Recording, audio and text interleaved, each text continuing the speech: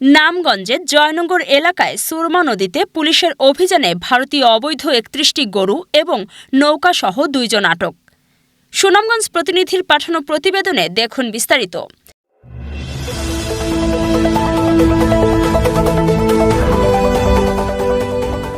সুনামগঞ্জের দোয়ারা বাজারে ভারতীয় সীমান্ত দিয়ে অবৈধ একটি গরুর চালান দেশের ভেতরে নিয়ে আসার পর চোরা কারবারিরা এই অবৈধ ৩১টি গরুর চালান নৌকাযোগে সুরমা নদী দিয়ে সুনামগঞ্জ হয়ে জামালগঞ্জের জয়নগর বাজার দিয়ে যাওয়ার পথে এই চোরাই গরুসহ নৌকাটি আটক করেছে সদর থানা পুলিশের একটি দল।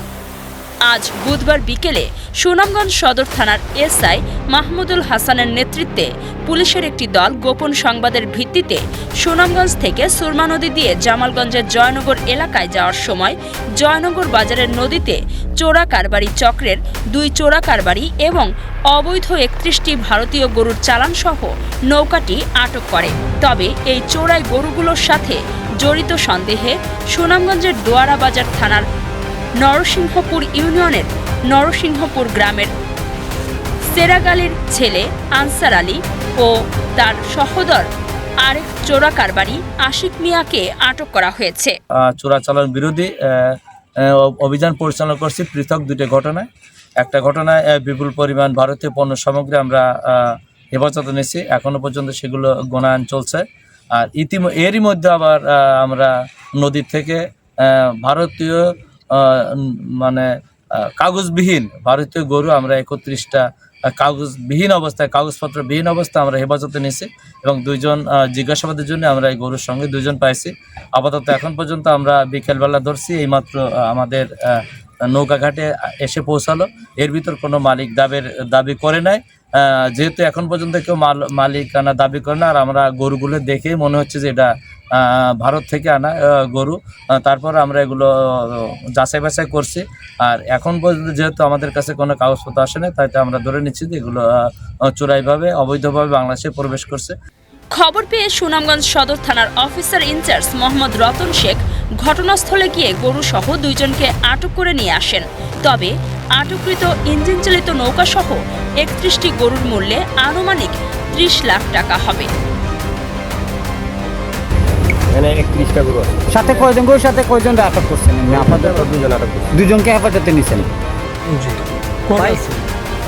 সুনামগঞ্জের সীমান্তবর্তী উপজেলা দিয়ে আইন শৃঙ্খলা বাহিনীর চোখ ফাঁকি দিয়ে প্রতিনিয়ত চোর চক্রগুলো ভারত থেকে অবৈধভাবে গরু, মাদক ও কসমেটিক সহ বিভিন্ন ধরনের পণ্য দেশের ভেতরে নিয়ে আসছে। এ নিয়ে সীমান্ত এলাকায় যে কোনো সময় অনাকাঙ্ক্ষিত দুর্ঘটনার ও আশঙ্কা প্রকাশ করেছেন সীমান্ত এলাকার মানুষজন। এ ব্যাপারে সুনামগঞ্জ সদর থানার অফিসার ইনচার্জ মোহাম্মদ রতন শেখ ঘটনার সত্যতা নিশ্চিত করে জানান, গরুগুলো শুল্ক কার্যালয়ে জমাদান করা হবে। তবে এই ঘটনায় নিয়মিত মামলা করা হচ্ছে।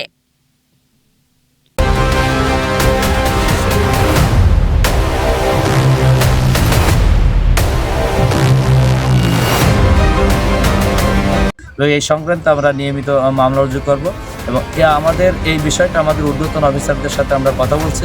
আমি কাস্টমারের সাথে কথা বলছি, যেটা আপনারা জিজ্ঞাসা জানতে চাইছিলেন যে গরু আমাদের কাছে থাকলে হয়তো যে তার যে খরচ হয় সেই খরচটা যদি কমানো যায়, কাস্টমার্সের মাধ্যমে যদি বিক্রয় করে টাকাটা রেখে দেওয়া যায়, সেইটা আপনারা আমাদেরকে পরামর্শ দিচ্ছেন। আপনাদের পরামর্শ আমরা গুরুত্ব সহকারে বিবেচনা করব এবং এই বিষয়টা আমরা আমাদের ঊর্ধ্বতন অফিসারদের সাথে কথা বলে ব্যবস্থা নেব। আপনাদেরকে সবাইকে ধন্যবাদ। আসসালামু আলাইকুম। ধন্যবাদ ভাই বলবেন।